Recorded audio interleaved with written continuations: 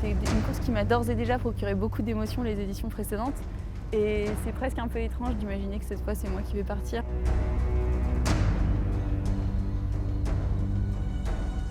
C'est vraiment une course que j'ai envie de faire. Je me dis pas il faut que je la fasse. Donc voilà, c'est vraiment un truc que j'ai envie de faire parce que envie de faire partie de cette histoire-là.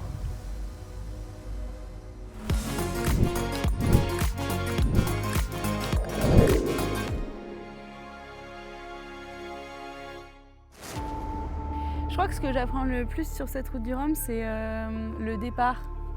Le départ, je le trouve hyper impressionnant. Il y a vraiment beaucoup de bateaux sur zone.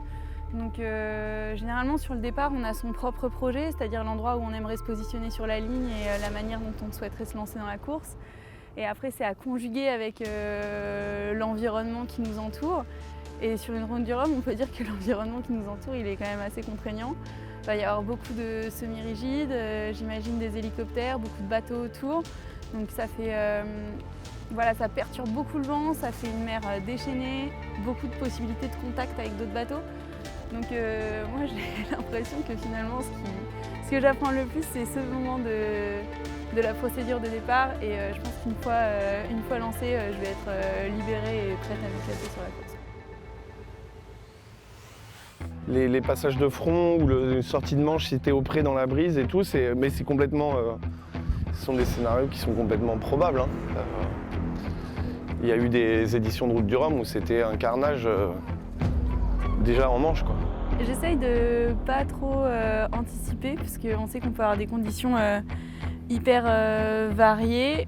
En 2010, quand je me suis pris un bateau de pêche là en pleine mer, j'étais en train de dormir à l'intérieur, donc quand tu te réveilles au milieu de l'Atlantique par un énorme choc, tu es projeté contre une cloison et puis tu lèves la tête, tu as une masse métallique comme ça.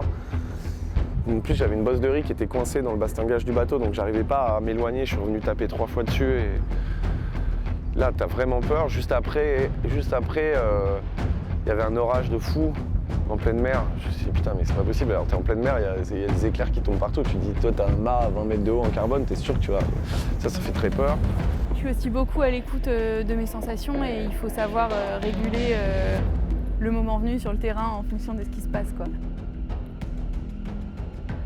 Tu le sors de ta tête, sinon tu fais plus rien. Hein. Ouais. Tu vois, sinon tu traverses pas la rue, Voilà. Faut pas faire n'importe quoi, ça c'est sûr. Faut pas faire n'importe quoi, faut pas tomber, faut pas. Plein de choses qui sont interdites. Non, tu penses pas ça. Sinon tu pars pas.